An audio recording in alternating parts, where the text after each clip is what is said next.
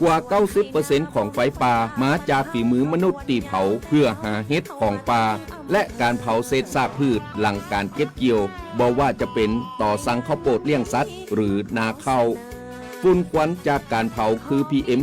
2.5 ภัยเงียบติญะฮืออายุสั้นลงถึง1 ปีจากทั้งปอดอุดกันมะเร็งหัวใจล้มเหลวและสมองเสื่อมวร่วมใจคนไทยหยุดเผาคืนลมหายใจสะอาดให้ลูกหลานกับโครงการจัดนโยบายการเปลี่ยนแปลงการใช้ประโยชน์ที่ดินเพื่อบริหารจัดการ PM 2.5 สนับสนุนโดยวช.สำนักงานการวิจัยแห่งชาติช่วยกันรักษาบ้านสวนให้นาบ่อหื้อไฟป่ามันเข้าขบวนยาวแต่เราเข้ามาทั้งอำเภอ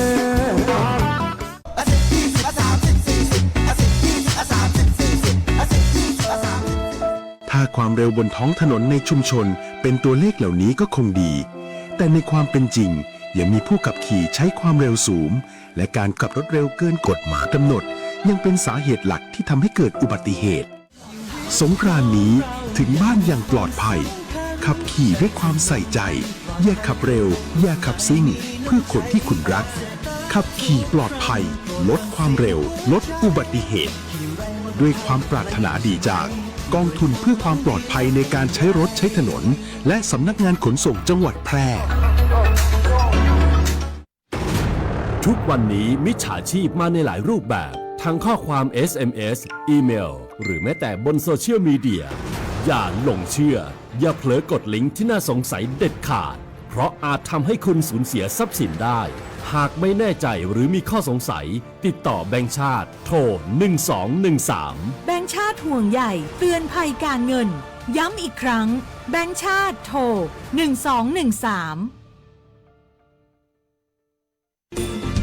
วิทยุแห่งประเทศไทยจังหวัดแพร่ FM 91 MHz ให้ความรู้คู่ความสุข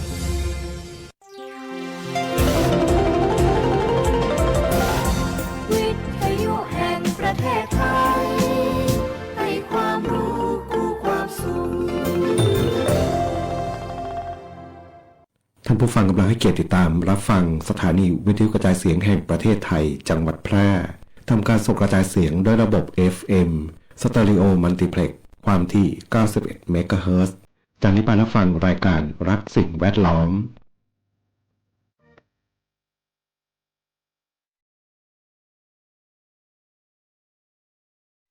ธรรมชาติสร้างคนมีมาสองมือให้มากับคนเราทุกคนเอาไว้คอยประคองป้องกันไว้ดูแลให้โลกยังคงมีเราทุกคนได้อยู่อาศัยรวมกันมาอยู่กันแสนล้านคนลงมือคนละมือช่วยกันถ้าเรายังเห็นคุณค่าในเมื่อเราเป็นคนทั้งทีช่วยกันทำให้ดีดีกว่ารวมใจเข้ามาคอยรักษาโลกเราไว้ให้โลกเราสวยพวกเรามาช่วยกันรับรู้ด้วยกันแล้วทำให้โลกนี้สดใสอยากให้โลกน่าอยู่กว่านี้เป็นโลกที่เราฝันใฝ่จะสวยอย่างไรเป็นไปได้ด้วยมือของเรา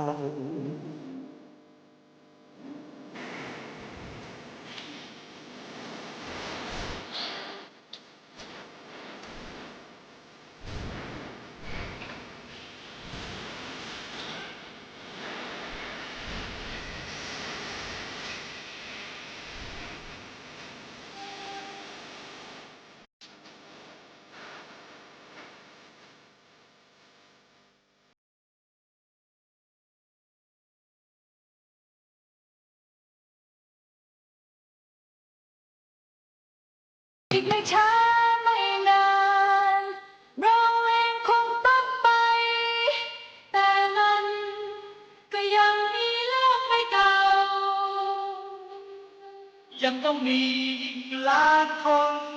ก็มาอยู่ ที่มีแทนเรา คือเด็กของเรา เด็กๆที่เขาไม่เรียนสายให้โลกเราสวยพวกเรามาช่วยกันรับรู้ด้วยกันแล้วทำให้โลกนี้สดใส อยากให้โลกน่าอยู่กว่านี้ เป็นโลกที่เราฝันใฝ่ จะสวยอย่างไร เป็นไปได้ด้วยมือของเรา อยู่ที่มือของเราที่จะทำเอาให้เราอย่างไรอยู่ที่มือของเราที่จะทำเอาให้สดใส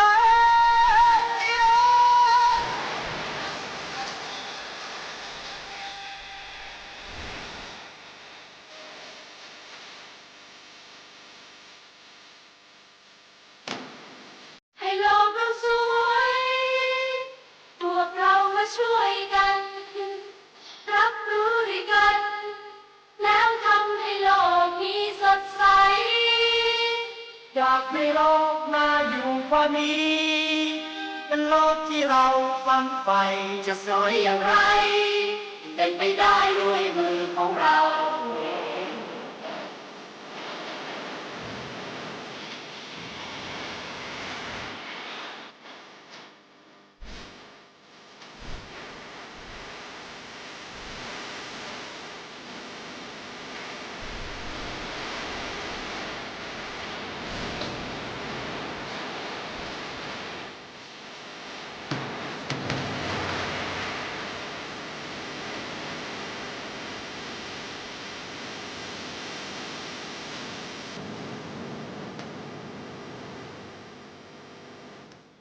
สวัสดีครับคุณผู้ฟังทุกท่านครับพบกับรายการรักสิ่งแวดล้อมทางสวทแพร่ FM 91 เมกะเฮิรตซ์ครับเช้าวันพฤหัสบดีที่ 16 เมษายน 2569 อยู่กับผมแสวงเป้าเพชรเป็นผู้ดำเนินรายการครับ เริ่มต้นกันผ่านพ้นครึ่งเดือนเมษายนครับนะแล้วก็ช่วงเทศกาลสงกรานต์นะสงกรานต์นี้ก็โดยทั่วๆไปนะครับนะก็จะสิ้นสุดกันเมื่อวานนี้แหละเนาะ15นะครับการจัดงานจัดกิจกรรมต่างๆนะที่ส่งเสริมประเพณีวัฒนธรรมอันดีงามของไทยนะครับนะแต่ว่าปัจจุบันก็น่าจะเลยเถิดไปถึงเพียงแค่การสนุกสนานนะที่ผ่านหน้าสื่อต่างๆนะครับนะแต่เชื่อว่าทุกครอบครัวนะครับนะที่ยังคงยึดแนวปฏิบัตินะประเพณีที่ดีงามเนาะภาคเหนือก็มีของภาคเหนือภาคกลางภาคแต่ละภูมิภาคนะจะมีวิธีปฏิบัติอาจจะแตกต่างกันบ้าง แต่ก็ไม่มากนะครับแต่ใกล้เคียงกันเนาะส่วนสงกรานต์เนี่ยนะจะยาวนานไปถึงไหนเนี่ยนะเมืองแพร่นี่วันพรุ่งนี้เนาะนะครับขบวนแห่ของทางเทศบาลเมืองแพร่นะครับนะแล้วก็เท่าที่ติดตามข่าวสารเมืองแพร่จะมีอีกที่หนึ่งก็คืออะไรนะอาบน้ำช้างใช่ไหมทางวังชิ้นเนาะนะอยู่ดูเหมือนจะหลังๆหน่อยเนาะวันที่เท่าไหร่จำไม่ได้ละ แล้วก็มีทางภาคกลางก็จะมีหลายที่เนาะของชาวมอญนะครับสงกรานต์เขาก็จะเลยจากนี้ไปเนาะก็เป็นประเพณีที่เหมือนคือเป็นท้องถิ่นเนาะแต่ละท้องถิ่นที่จัดขึ้นนะครับแล้วก็จะแตกต่างกันไปแต่วันหลักๆเนี่ยนะจะอยู่วันที่13ถึง15นี่แหละนะครับนะในเขตเมืองเขตชุมชนต่างๆนะครับนะซึ่งตรงนั้นมันไม่ใช่ประเพณีเนาะ แต่ว่าเป็นการเล่นน้ำสาดน้ำอะไรก็ว่าหารไปเนาะจนทำให้ชาวต่างชาตินะเขาเข้าใจว่านั่นแหละคือประเพณีนะครับเห็นข่าวไหมนะชาวต่างชาติฉีดน้ำก็ไปรถตู้รถอะไรนะเขาไม่รู้นะเชื่อว่าเขาไม่รู้หรอกนะว่าเขาคิดว่าคนไทยเราเล่นน้ำสาดน้ำมันได้หมดนะเนาะก็นะครับนะเคยมีบางปีเนาะที่ทางภาครัฐเองนะเข้าใจทางวัฒนธรรมเนี่ยนะก็เคยมีนะพยายามที่จะสื่อให้เข้าใจว่าประเพณีวัฒนธรรมที่ถูกต้องเป็นยังไงนะแล้วก็นั่นแหละ ประเพณีวัฒนธรรมมันไม่สนุกสนานเท่าไหร่ไงเนาะเป็นเรื่องของการแสดงความเคารพนะการเคารพนอบการให้ศีลให้พรนะมันไม่สนุกสนานเหมือนกับ เล่นน้ำเนาะก็เลยทำให้จะพ่ายแพ้ไหมนะก็ยังในช่วงของสงกรานต์นะครับนะก็ให้มีความสุขสนุกสนานกันแล้วก็เมื่อวานเนาะเหตุระทึก เหตุระทึกสวทแพร่นี่แหละนะครับนะตัวกระลอกเนาะตัวกระลอกนะเข้าไปกระลอกกระแตสักอย่างนะขึ้นไปนะช็อตไฟฟ้าแรงสูงนะบึ้มบั่มไปหมดนะการไฟฟ้าวุ่นวายเลยเนาะเมื่อวานมา2 รอบ 3 รอบกว่าจะหาพิกัดของความเสียหายที่เกิดขึ้นนะเมื่อวานก็ฟังข่าวกันยาวๆนะครับนะเพราะว่ามีอุปกรณ์ที่ได้รับความเสียหายอยู่ครับเห็นท่านผู้ฟังคอมเมนต์อยู่วันนี้วันปากปีนะครับนะก็อยู่ในช่วงของสงกรานต์แต่ไม่ได้เป็นวันหยุดราชการนะวันนี้16-17นี่วันทำการละเนาะนะครับแล้วก็มีความสุขกับช่วงของสงกรานต์ในปี2569ครับบทเพลงเพื่อชีวิตเหมือนเดิมครับทางโทรศัพท์05452316ครับนะแฟนเพจก็พิมพ์คอมเมนต์ไว้ได้กับช่วงเวลาของรายการรักสิ่งแวดล้อมครับ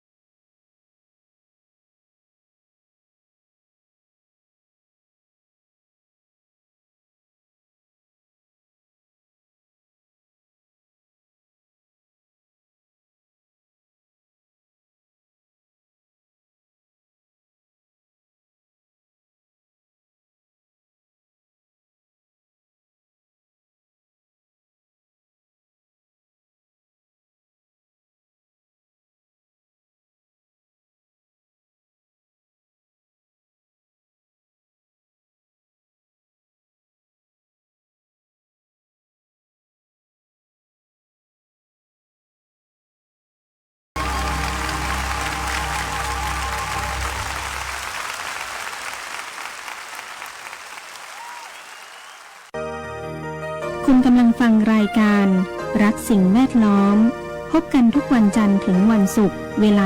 9:10 นาทีถึง 10 นาฬิกาทางสถานีวิทยุกระจายเสียงแห่งประเทศไทยจังหวัดแพร่ FM 91 เมกะเฮิรตซ์พร้อมสวทกลุ่มจังหวัดภาคเหนือตอนบน 2 ถิ่นฟ้าล้านนาตะวันออก ให้โลกเราสวยพวกเรามาช่วยกัน รับรู้ด้วยกัน แล้วทำให้โลกนี้สดใส อยากให้โลกน่าอยู่กว่านี้ เป็นโลกที่เราฝันใฝ่จะสวยอย่างไร เป็นไปได้ด้วยมือของเรา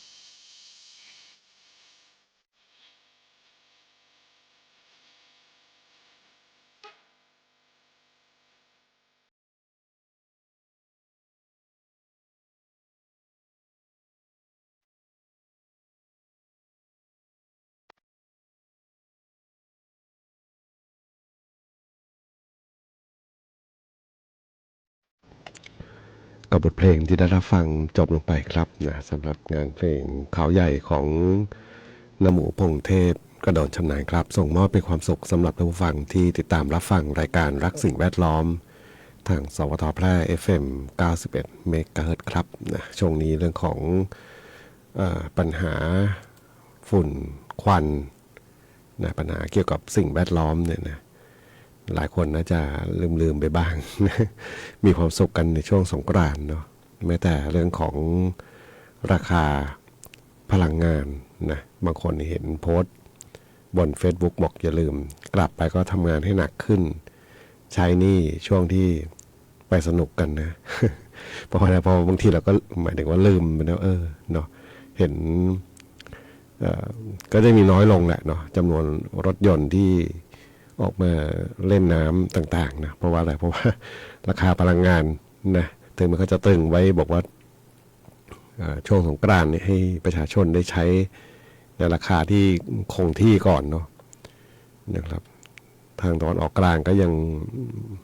เจรจากันไม่เป็นผลสำเร็จนะเท่าที่ติดตามข่าวสารก็ยังหึ่มห้ามกันอยู่ยังไม่รู้จะเปิดหรือจะปิดจะอะไรยังไงนะเจ้าช่องแคบฮอร์มุดนะครับยังวุ่นวายกันอยู่แหละเนาะข่าวสารที่ติดตามได้พอเชื่อถือได้ก็มีไม่ยากมีไม่มากเนาะมีไม่เยอะนะครับแล้วก็พออ่านพอได้รู้ข้อมูลแต่ว่าที่แน่ๆนะการเตือนของการใช้จ่ายเงินแล้วกันเนาะเพราะว่า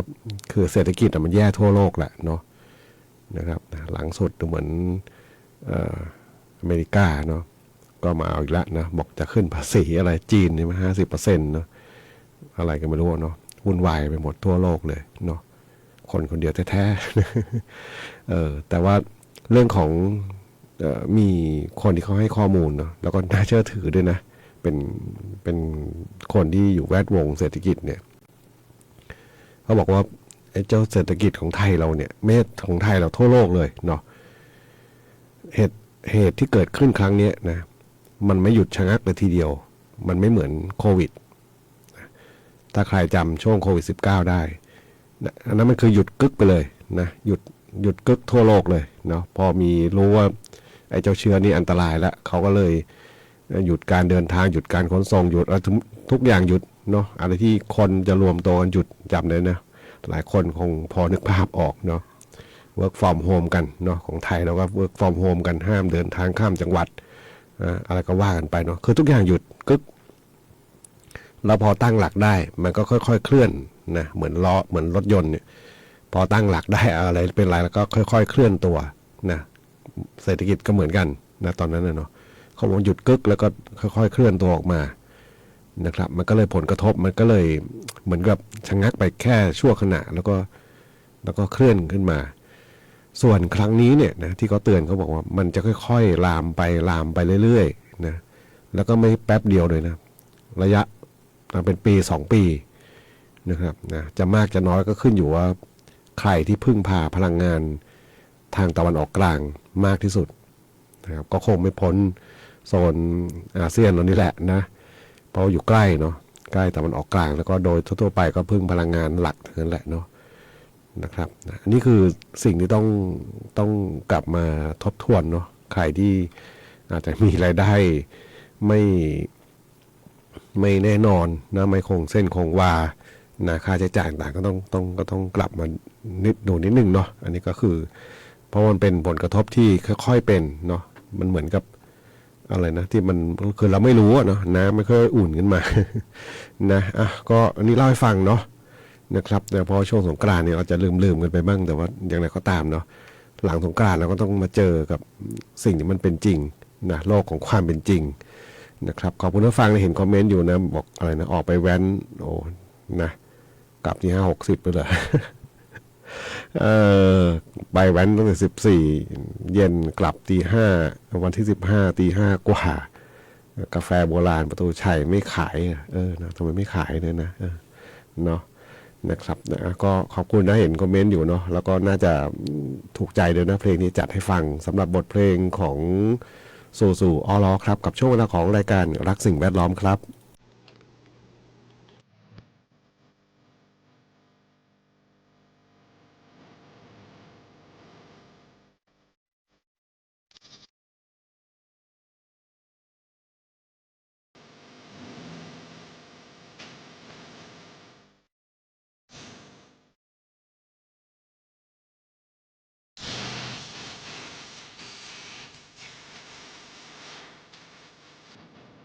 เ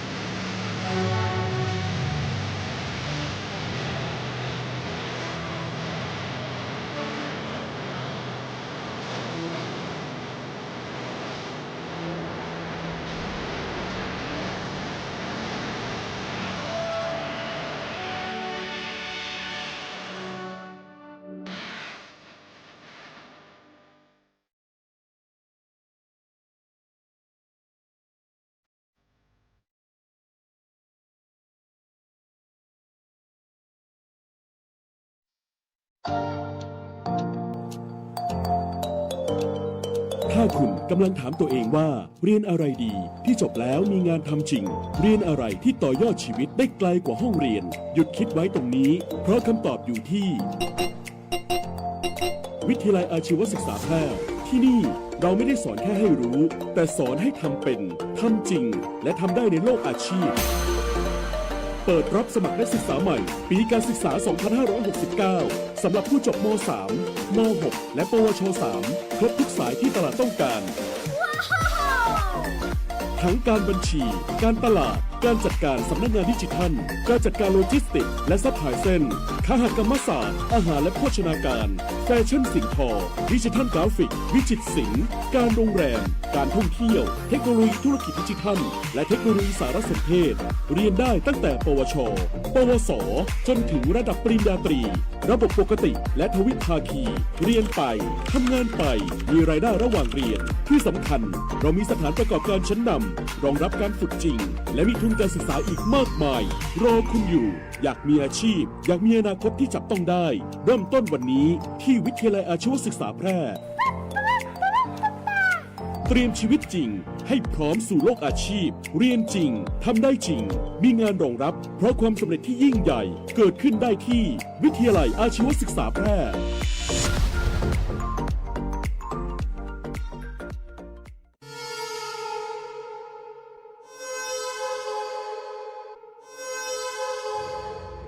สายด่วน 1669 อบจ. แพร่ สายด่วน 1669 อบจ. แพร่ สายด่วน 1669 อบจ. แพร่ โทรสายด่วน 1669 อบจ. แพร่จำให้ขึ้นใจนะคะ เจ็บป่วยฉุกเฉิน อุบัติเหตุรุนแรงในพื้นที่จังหวัดแพร่ โทรสายด่วน 1669 ศูนย์รับแจ้งเหตุและสั่งการการแพทย์ฉุกเฉิน อบจ. แพร่เราจะส่งต่อผู้ป่วยไปรักษาที่โรงพยาบาลที่อยู่ใกล้ที่สุดพร้อมให้บริการตลอด 24 ชั่วโมง ฟรี ไม่มีค่าใช้จ่าย ใช้ระบบดิจิทัล ระบุตำแหน่งอย่างแม่นยำ และวิดีโอคอลประเมินอาการ แนะนำ CPR ช่วยเหลือชีวิตผู้ป่วยในทันที โทรฟรีแต่อย่าโทรเล่น เพราะมีผู้ป่วยจำนวนมากที่รอคอยความช่วยเหลืออยู่ สายด่วน 1669 ศูนย์รับแจ้งเหตุและสั่งการการแพทย์ฉุกเฉิน อบจ. แพร่ ด้วยความปรารถนาดีจากองค์การบริหารส่วนจังหวัดแพร่คุณกำลังฟังรายการรักสิ่งแวดล้อมพบกันทุกวันจันทร์ถึงวันศุกร์เวลา 9:10 นาทีถึง 10 นาฬิกาทางสถานีวิทยุกระจายเสียงแห่งประเทศไทยจังหวัดแพร่ FM 91 เมกะเฮิรตซ์พร้อมสวทกลุ่มจังหวัดภาคเหนือตอนบน 2 ถิ่นฟ้าล้านนาตะวันออก ให้โลกเราสวยพวกเรามาช่วยกัน รับรู้ด้วยกัน แล้วทำให้โลกนี้สดใส อยากให้โลกน่าอยู่กว่านี้ เป็นโลกที่เราฝันใฝ่จะสวยอย่างไร เป็นไปได้ด้วยมือของเรา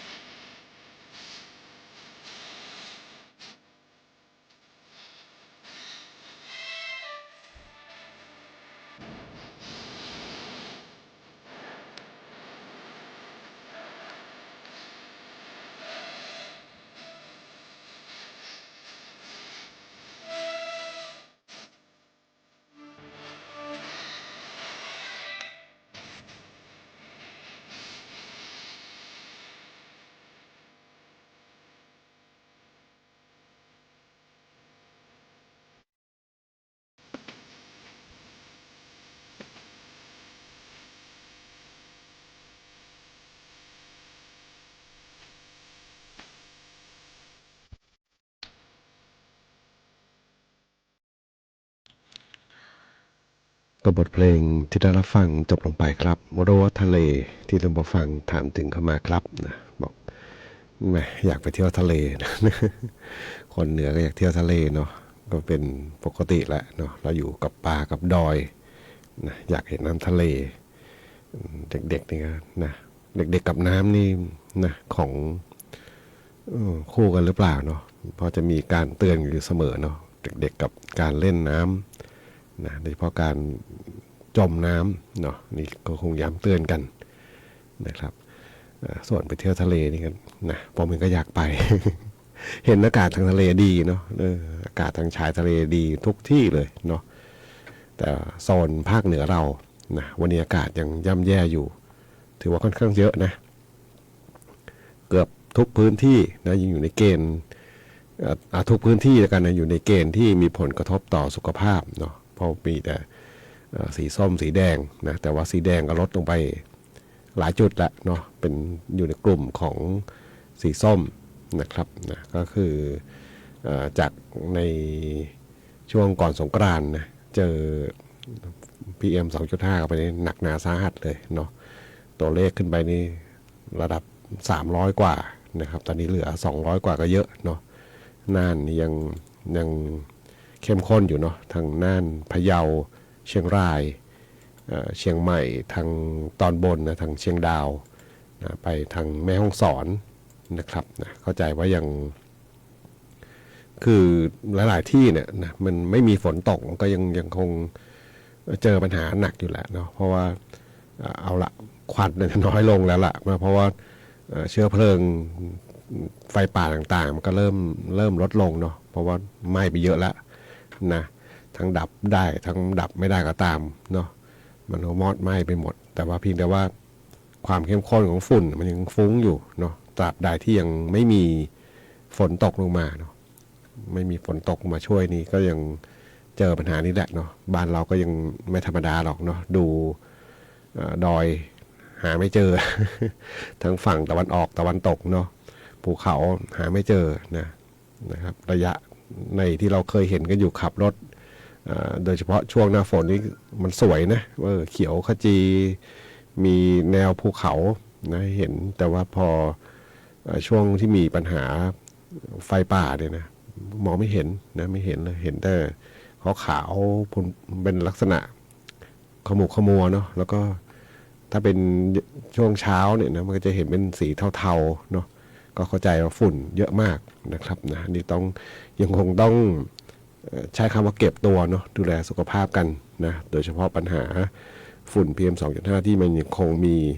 ความเข้มข้นเยอะอยู่นะครับทางภาคเหนือของเราครับไปฟังเพลงกันต่อครับกับช่วงเวลาของรายการรักสิ่งแวดล้อมทางสวทแพร่ FM 91 เมกะเฮิรตซ์ครับ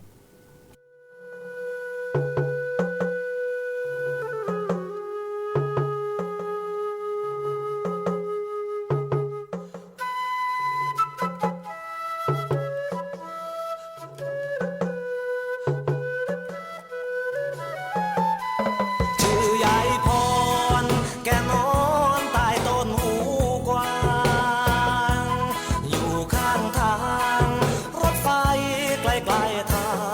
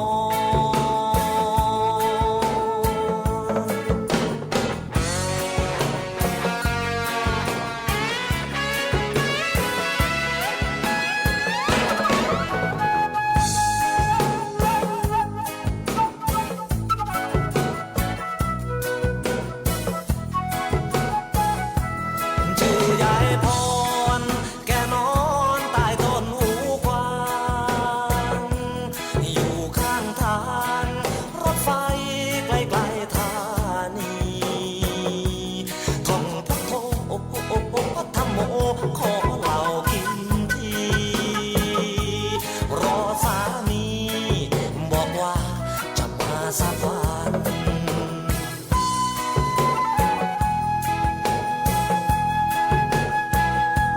โน่นรถไฟวิ่งไปและไหลตามรางถึงก็จังไม่ถึงก็จังถึงก็ช่างไม่ถึงก็ช่างคนอยู่ลานเฝ้าคอยรับไว้นานปีห้วยทะเลแทนมช่วยส่งมาทีนายธานีบอกว่าไม่มาสักวัน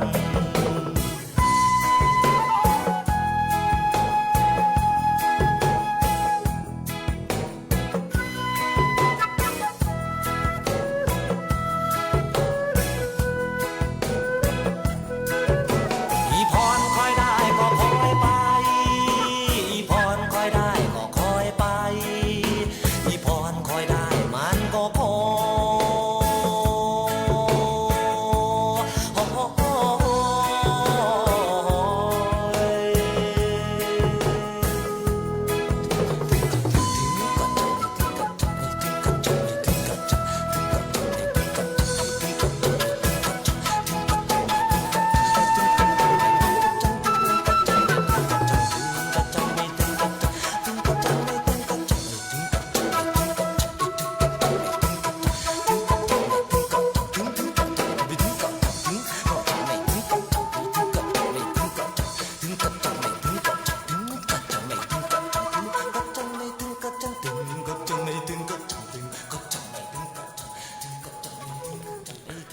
กับบทเพลงห้วยแถลงนะของนโมพงษ์เทพกระโดนชำนาญครับนะถึงกับช่างไม่ถึงกับช่าง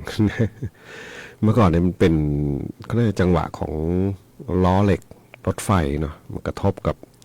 รางเหล็กนะที่มีช่วงรอยต่อนะเขาจะมีช่วงรอยต่อเหล็กอยู่นะมันจะใช้น็อตยึดในอดีตนะต้องใช้คำว่าในอดีตมันจะเป็นเสียงจังหวะล้อกระทบนะแล้วมันก็จะให้ทำนองคล้ายๆเพลงนี้แหละเนาะแล้วก็คำว่าถึงก็ช่างไม่ถึงก็ช่างคือในอดีตเช่นเดียวกันเนาะการเดินทางรถไฟเนี่ยอย่างค่อนข้างเรียกว่ามาถึงไม่ค่อยตรงเวลาเนาะนะครับถึงจะมาถึงตรงเวลาแต่ว่าถึงก่อนก็จะออกตรงเวลาอันนี้เป็นปกติเนาะแต่โดยทั่วๆไปมักจะมาถึงไม่ตรงเวลาจะช้ากว่าเนาะรอหลีกบ้างรอคำว่ารอหลีกหมายถึงจะมีขบวนรถที่อาจจะด้วยรถยนต์รถขบวนรถที่เป็นรถด่วนรถเร็วเนาะรถที่เขาทำเวลานะรถที่ค่าตั๋วแพงๆนะ รถนอนแต่ก่อนจะมีอะไรนครพิงค์ใช่ไหมเดี๋ยวนี้ไม่แน่ใจนะจะมีอีกยังไงหรือเปล่านะแต่ว่าตู้นอนยังมีอยู่เหมือนเดิมรถพวกนี้จะกลุ่มรถพวกนี้จะมีความเร็วแล้วก็รถที่เป็นขบวนธรรมดาเนี่ยต้องยอมให้รถเหล่านี้ผ่านก่อนเนาะก็จะมีเสียเวลาบ้างแหละเนาะเพราะว่าเส้นทางรถไฟในอดีตก็มีไม่เป็นทางคู่เนาะทางเดียวเลยแหละนะจะมีทางคู่จากหัวลำโพงมาจนถึงชุมทางบ้านพาชีนะถ้าจำไม่ผิดนะหลังจากนั้นมาก็จะเป็นทางเดี่ยวตลอดนะครับเพราะผู้จัดรายการเองก็ใช้บริการประจำนะในอดีตนะครับแล้วก็ทุกวันนี้ก็ยังคิดถึงช่วงสงกรานต์นี่แหละเนาะช่วงสงกรานต์ที่คนเดินทางกันเยอะนะครับจำนวนหนึ่งอะขึ้นหลังคารถนะหลังคารถไฟเลยเนาะผู้จัดรายการก็เป็นหนึ่งในนั้นเนาะหนึ่งในนั้นเพราะว่าช่วงไปรายงานตัวการทำงานนี่แหละนะของกพ.เนาะไปวันที่18 เมษายนยังจำได้ดีเลยนะชีวิตกับการขึ้นรถไฟหลังคารถไฟครั้งแรกในชีวิต เพราะไม่รู้มาก่อนนะว่านะไปเราจะเจอเหตุการณ์แบบนี้นะครับก็ยังไงก็ตามนะปัจจุบันก็พัฒนาไปเยอะแล้วเนาะการเดินทางต่างๆก็น่าจะสะดวกมากขึ้นแล้วก็ขบวนรถก็จะมีเสริมเนาะเขามักจะมีขบวนเสริมช่วยให้การเดินทางทุกอย่างนั้นราบรื่นโดยดีนะครับนะเราให้ฟังเนาะกับ